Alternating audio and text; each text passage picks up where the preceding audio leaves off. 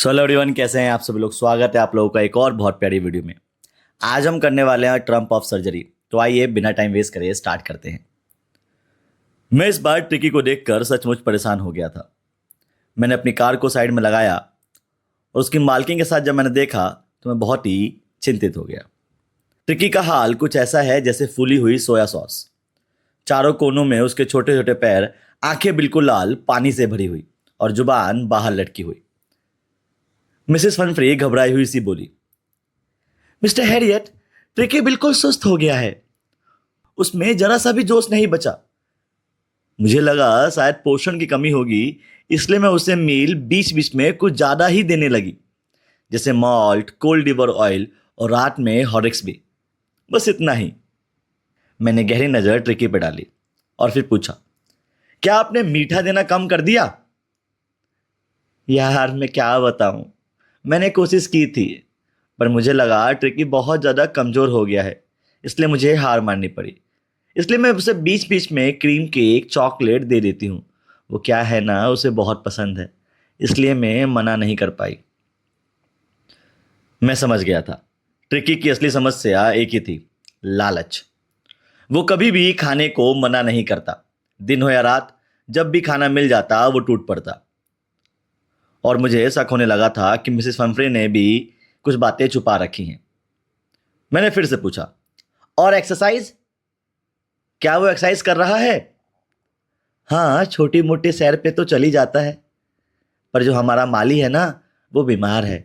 इसकी वजह से रिंग थ्रोइंग वाला गेम काफी दिनों से रुका हुआ है। देखिए मैडम, मैं सच में कह रहा हूं, अगर आपने इसका खाना कम नहीं किया और एक्सरसाइज नहीं करवाई तो ट्रिकी बहुत ज्यादा बीमार पड़ जाएगा। आपको अपने दिल को टाइट करना पड़ेगा और एक बहुत ही बढ़िया डाइट बनानी पड़ेगी। हाँ मैं समझ गई, आप बिल्कुल सही कह रहे हो। मैं ऐसे ही करूंगी। मैं जानती हूं मुश्किल है, पर मैं करूंगी। और फिर वो चली जाती है। मुझे ऐसा लगता है जैसे ये सच में नियम का पालन कर लेगी। मैंने ट्रिकी और मालकिन को दूर तक जाते हुए देखा। ट्रिकी अपनी छोटी सी ट्वीट कोट पहने हुए लड़खड़ाते कदमों के साथ चल रहा था। उसके पास अलग अलग मौसम के लिए पूरी अलमारी भरी हुई है कोटों से। सर्दियों के लिए अलग, बारिशों के लिए अलग। पर उस बेचारे का हाल बिल्कुल बेहाल हो चुका है। मुझे अंदाजा हो गया था कि कुछ दिनों में मिसेस फैम्फ्रे का फोन आने वाला है मेरे पास। और सच में कुछ दिनों बाद ऐसा ही हुआ। मिसेस फैम्फ्रे फोन पर रोती हुई बोली, ट्रिकी ट्रिकी कुछ खा नहीं रहा है। मैंने उसको उसकी पसंदीदा डिश तक दे दी है, पर वो मुंह मोड़ चुका है। उसे उल्टी हो रही है। वो बेचैन होके पड़ा रहता है।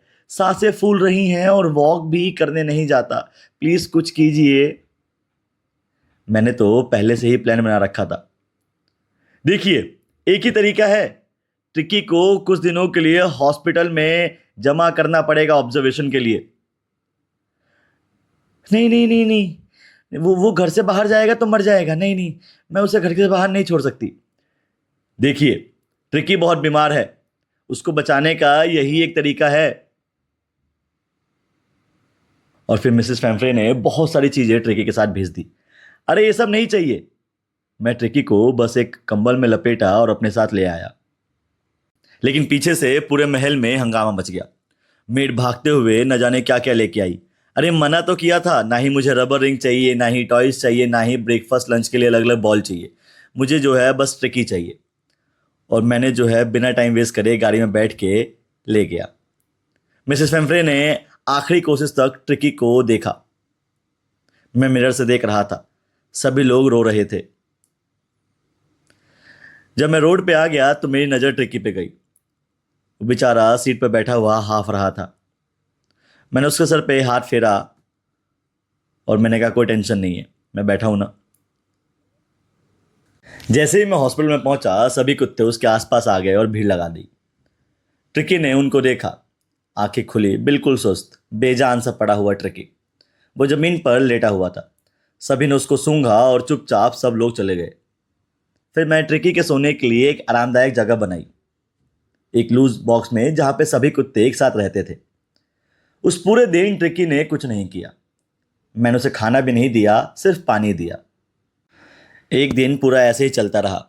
दूसरे दिन ट्रिकी हल्का सा बिल्कुल दिलचस्प दिखाता है आसपास की चीजों में। वो जब और कुत्तों की आवाज सुनता था तो हल्का हल्का कूं करने लगता था। दूसरे तीसरे दिन बाद जब ट्रिकी उनकी आवाज सुनता तो वो भी भौंकने लगता। मैंने फिर दरवाजा खोल दिया और बाकी सारे कुत्ते उसके दोस्त बन गए। जल्दी ही वो लोग आपस में खेलने लगे, इधर उधर घूमने लगे, इधर उधर सूंघने लगे और फिर गार्डन की तरफ भागने लग गए। ट्रिकी ट्रिकी भी उनके पीछे पीछे मोटी तोहन लेके हिलाता हुआ चलता रहा। फिर शाम को जब फीडिंग का टाइम आया तो सभी को एक बाउल में खाना दिया गया। सभी कुत्ते बहुत तेजी से भागते हुए खाना खाने लगे, पर ट्रिकी इतनी तेजी से भाग नहीं पाया। वो पीछे रह गया था, उसका खाना भी छूट गया था। बेचारा ट्रिकी एक बॉल के चक्कर में भूखा रह गया। पर फिर मैंने उसके लिए अलग से एक बॉल रखा। अगले दिन वो भी भागता हुआ आया और अपनी बॉल की तरफ पहुंच गया। धीरे धीरे ट्रिकी की रिकवरी रॉकेट की तरह तेज हो गई थी। उसे किसी भी दवा की जरूरत नहीं पड़ी, बस वो और कुत्तों के साथ खेलता, दौड़ता और मौज मस्ती करता। ट्रिकी बहुत इंजॉय कर रहा था। वो भी गैंग का एक छोटा सा मेंबर बन गया। धीरे धीरे वो बाकी कुत्तों की तरह भी एक्टिव होने लग गया था। रात को उसी तरीके से खाना खाता। खैर हमारे दिन भी अच्छे बीत रहे थे। क्यों? क्योंकि मिसेस फैम्फ्रे रोज रात को कुछ ना कुछ खाने में भेज दिया करती थी। ट्रिक्की का हाल क्या है? बढ़िया है मैडम। ओके ठीक है, मैं उसके लिए ये सब भिजवाती हूँ। वो कुछ ना कुछ भिजवाती। खैर हम ट्रिक्की को कुछ भी नहीं देते। हम जो है वो सारा खाना खुद ही खा लेते। धीरे धीरे ट्रिक्की के अंदर अपने आप जान आने लगी थी। ट्रिक्की ताकत से भर चुका था और रोज रात को हम लोग टॉफे में वाइन पीते तो कभी बढ़िया बढ़िया मीठे मीठे पकवान खाते। कई बार तो ब्रांडी भी आती थी। ट्रिक्की का यहाँ रहना बहुत मज़ेदार था। लेकिन हम ट्रिक्की को बहुत टाइम तक यहाँ नहीं रख सकते थे।